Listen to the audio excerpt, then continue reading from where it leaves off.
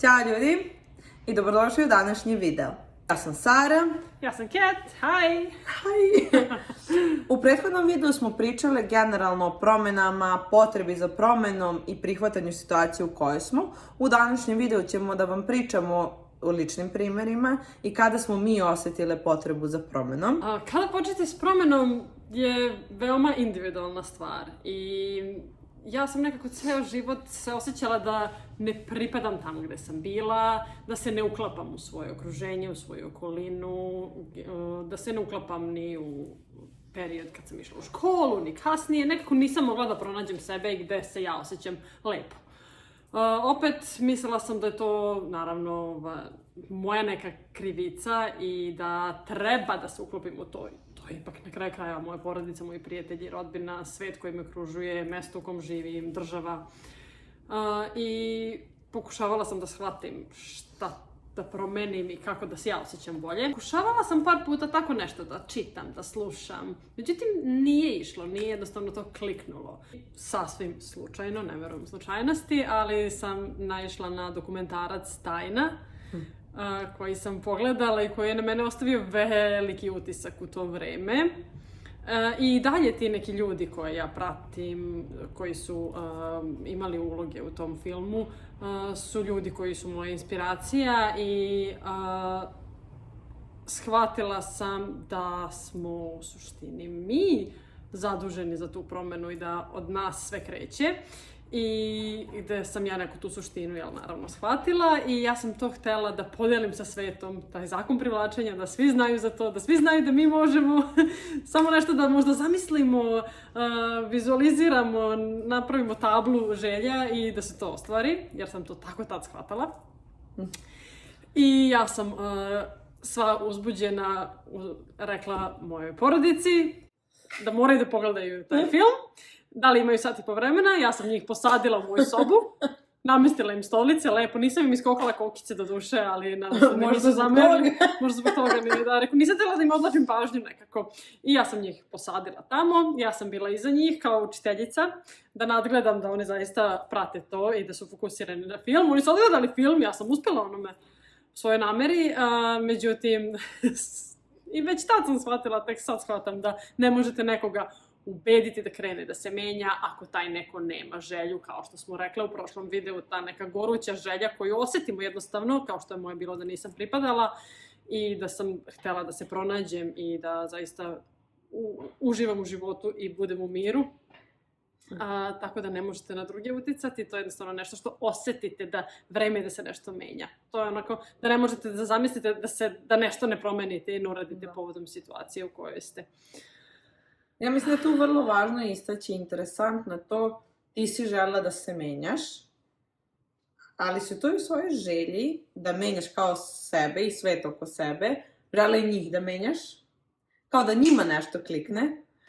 I tu je vrlo važno, u stvari evo kroz godine rada na sebi smo obi shvatile da mi ne možemo menjati ljude na način na koji mi mislimo da oni treba da se menjaju. Jer njima je ugodno tu gde su i oni nemaju nikakvu potrebu da idu dalje, više, bolje, možda gore od toga, otkud znam, ne znam zaista. Ali ti si imala. I tako da ta promjena je ličnog karaktera. I to će zaista nekad zahtevati da idete sami. U mom slučaju, moj pokretač isto bio nezadovoljstvo. Nikad se nisam osjećala da pripadam tu gde jesam u smislu generacije, u smislu nekako tih poslovnih ograničenja. Imam divnu porodicu, divne roditelje, ali ja nekako uvijek mislim da može više. Ne u novčanom smislu više, ali da možeš više da naučiš, da pružiš, da se ta energija nekako vrti i opet i kada bih njih kao nešto krivila, jao što nije ovako ili onako, sad eto, kroz godine sam shvatila da je opet to sve vrlo individualno karaktera i da samo njima mogu da se zahvalim na svemu što su mi pružili i zapravo te situacije u kojima sam ja bila nezadovoljna su samo bile meni ukazatelj šta ne želim u životu. Ok, ako to ne želim, oni su odradili svoje, šta ja mogu da menjam kod sebe? I stvorila se ta prilika da odem u nepoznato. I tu više ne mogu nikog drugog da krivim na sebe, jel tako? To je zapravo to više nije ni u pitanju kriviti nekog, nego shvatiti da je odgovornost u našim rukama. Pre toga sam sagradila fantastičan biznis, radila sam sa divnim ljudima, radim i dan danas, ali da se osvrnemo na tu prošlost, koji su mi svojim primjerima pokazivali u kojim sferama mogu da se širim, šta bih još to mogla da naučim, kakve sertifikate da uplaćujem, itd. itd. Ja bih voljela da istaknem da i prvi put kad sam bila ovdje u Americi, kad sam došla na ovo tlo, nešto se posložilo, nešto je sve imalo smisla, kliknulo je. I onda kad sam drugi put došla ovdje i sad kad živim ovdje, zaista osjećam da je ovo to gdje treba da budem, jer uvijek sam tražila nekako taj mir i onako gdje se osjećam ispunjeno, zadovoljno. Mislim da to nema veze sa kontinentom i delom svijeta u kom ste. U mom slučaju možda i jeste imalo smisla. Ne znam. Ili je meni jednostavno trebalo samo da se udaljim od svih tih ljudi za koje sam mislila da utiču možda previše na mene, ali jeste to bila konstantna okruženost porodicom, prijateljima, starijima, mlađima, rodbinom, društvom, državom. Da. I jednostavno, možda mi trebalo da odem, kao što je Sara rekla, i da budem ovdje sama na svom, i ja nekako sebe da upoznam, jer sva ta iskustva iz prošlosti utiču na nas i oblikuju nas kao ličnost, i onda zaista kad smo nekako sami, onda shvatimo ko smo, šta nam odgovara, šta tražimo, gde meni zaista sad savršeno odgovara sve ovo gde sam. I kažem, ne mora to da bude da je to do okruženja, ali eto u mom smislu jeste. Ja uvek se šalim na račun toga da sam rođena na pogrešnom kontinentu, ali da sam našla svoj put kući. Ali opet ja kažem, ja sam prezahvalna i na tome gde sam rođena, i na roditeljima, i na prijateljima, i oni su mi zaista samo služili kao još veća podrška u mom putu pronalaženja sebe i svog života. Zaista hvala im. Tako da nije sada da bežim od njih, ali jednostavno ovdje sam se pronašla. Osjećaš zahvalnost za prošlost, kao i ja, koliko god bile neke lepe ili manje lepe situacije koje su nas zadesile, smatram da smo obi iz te prošlosti dosta naučile i nekako ta prošlost ti tu služi da shvataš kako budućnost želiš da gradiš. I šta je meni najviše, zašto je meni ovo ovoliko trebalo, jeste da sve više uživam u sada. Da znam da sam prizemljena, osvestila sam trenutak, posvetim se sebi, posvetim se poslu koji radim i rastim kao osoba. Meni je zaista to bilo vrlo važno na ovom putovanju. Meni je to čak i bio jedini plan da ja dođem ovdje tek tako samo i kao idem upisujem neke sertifikate, učim, radim, pa kao gde me to odvede. I to je to da bih upoznala sebe, da bi naučila strpljenje. Mišić zvani strpljenje. Mišić zvani strpljenje. I jednostavno, to je ta što je Katarina spomenula, goruća želja kada ne možeš da zamisliš svoj život, a da nisi to uradio.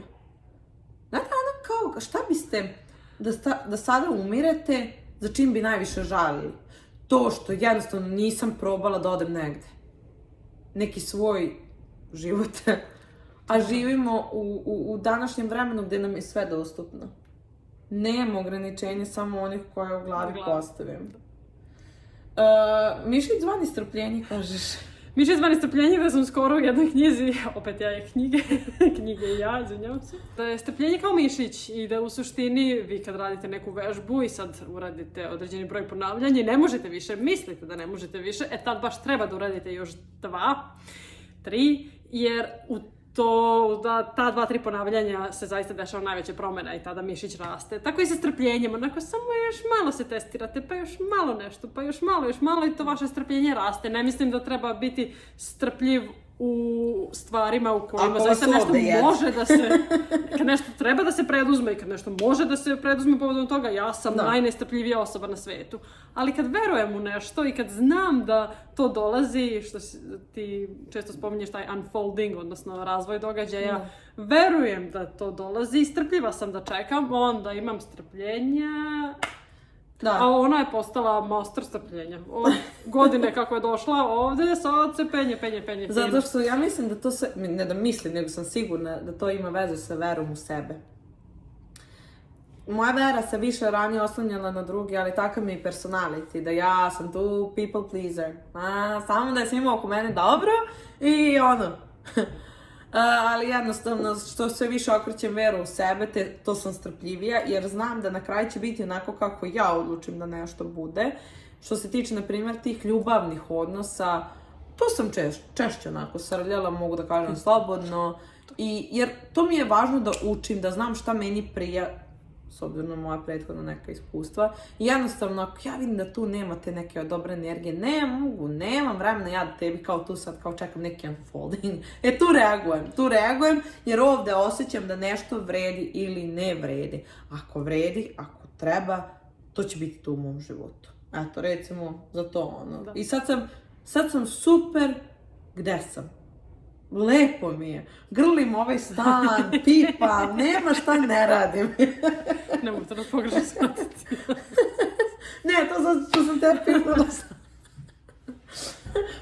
Ali realno, grlim zid, čovječe, zašto je lep i beo. To je istina. Uhvati ceo zid, ne znam kako. Ali, verujte mi na reč. Da, zaista onako nekako, u ovom našem zajedničkom putovanju, ona se godinu dana pre mene preselila. Jednostavno, napravili smo lep sistem podrške jedna drugoj. Iskomunicirali smo naše potrebe, naše želje. Nemojte da mislite da je nama sad odnos savršen. Imamo mi momenta kad opet dolazi do neke prelomne tačke, jer mi smo ipak prijateljice koje živimo u istom stanu i tek se navikavamo jedna na drugu. Ja dolazim iz jednog okruženja i iz jedne porodice i iz jedne dinamike, ona dolazi iz druge porodice i druge dinamike. Znači, koliko god da smo nekog sličnog sastava, ipak nismo, kako da kažem, suština. Nekako je tu, ali ovo ostalo i nije isto. Slično je, ali veoma različito. Pri tom što sam ja ekstrovert, ona je introvert. Tu je baš moralo da dolazi do krckanja oreha. I nekako tih postavljanja granica, i razumevanja, i suza, i šetnje da smo samo ode svaka na svoju stranu. Ali izgradile smo jako jedan lep odnos. Efektivna komunikacija je ključ što se tiče ljudskih odnosa, partnerskih odnosa, u kompaniji. Sva ta iskustva su jednostavno deo puta i to je život, nikad neće biti sve savršeno, ali naučiti kako ići kroz život i kako se nositi s tim iskustvima i kako ih unaprediti u smislu da nešto naučimo iz toga i da izrastemo u još bolje verzije sebe individualno i zajedno, to je veoma bitno. Još jedna stvar koja je veoma bitna je ta što ti si spomenula da si imala biznis u Srbiji. Ja sam radila nešto, završila studije i neko bi možda bio u fazonu, tebi je sad kasno da ti ideš i krećeš iz početka, znate i sami ta uverenja i sve već s koliko godina šta treba da se otprilike desi, to imate tako te od tada do tada ideš u školu, tada do tada to, udaješ se posao i to je to. Kao neki timeline koji svi moramo da pratimo. Ne, ja sam se uvijek pitala što to mora tako. I ne mora. Tako da sam ja u Ameriku došla sa 28 godina, napunila sam 10 dana posle dolaska u Ameriku, tako nešto. Matora koka. Tako da to jeste zaista matora koka. U nečim uverenjima. Da. I samo da kažem da nikad nije kasno da krenete iz početka i da sam ja to je bila najbolja odluka koja sam mogla da donesem jer sam nešto uradila za svoj život i nisam se osjećala da je kasno, ne osjećam se ni sad na primjer da sam se preselila, da nikad nije kasno ako zaista želite da nađete svoj put i da izgradite život kakav želite da živite i zaista nema veze šta ste ni pre imali, da ste imali biznis ili niste ili ja kažem završila sam master studije tada i nije mi to bilo kao završila sam, bolje da nađem neki posao u toj struci, počela doktorske, nisam osjećala da to treba da radim i jednostavno to je bilo kao ne, idem, nebitno koliko godina imam, to je to, dosta je bilo. Da neko kao da lažeš sebe, radiš nešto, na primjer radiš te doktorske ili sad ne znam da sam ja tamo nastavila da pravim ekspanziju tog biznisa, nekako kao da lažeš sebe, a potom i druge. Nekako ja sam rekla, bolje ne. Ne, idem da ekspandiram na sebi svojstven način, spauzirat ću se, pa kad se upoznam sama sa sobom, ko sam ja ponovo, tad ću moći ljudima mnogo više da dam nego što sam do sada, ali zaista je bilo tako. I to menjanje identiteta je jedna, pa za mene lično, bila strašna stvar, jer ja sam neko ko se, od kad sam počela da radim, predstavljao public, ono kao ljudima tu na internetu i nije mi bilo jednostavno da menjam taj svoj identitet i bio mi je potreban rad na kraju sa terapeutom, coachem, kako god zovite, šta god. Ja sam slušala te videe i imali smo zaista ljude koji su prošli kroz slične promene kao mi i mi smo im poverovali na reč da to može. I zaista, evo, ako želi, nek veruje nama na reč da to može. Jer uvek je sa te neke druge strane straha istina, a ta istina oslobađa. I kada sam sama prolazila kroz te promene, bilo mi je sve jasno do momenta do kada ono kao, čekaj, ali fali mi još nešto, fali mi još ta jedna karika u celom tom lancu. I onda sam se obratila terapeutu, počela sam da radim sa Anom 1 na 1, Ana Milkić, 1 na 1, i zaista oduševljena sam na koji način smo mi to nekako izbalansirale, s obzirom da je moja energija sama po sebi jaka. I ja kao kad sam otišla prvi put na terapiju, kao, ali ja znam to i to, ali meni treba to i to. I onda sam u stvari rekla, ne, vreme je da se prepustim i da i ja verujem nekom, ja sam došla po pomoć. I onda ona dala jedan fantastični primer, ti imaš svoju baštu i ti imaš cveće u svojoj bašti, ali tamo je neki mulj. Ja rekao, sigurno, jer često plačem.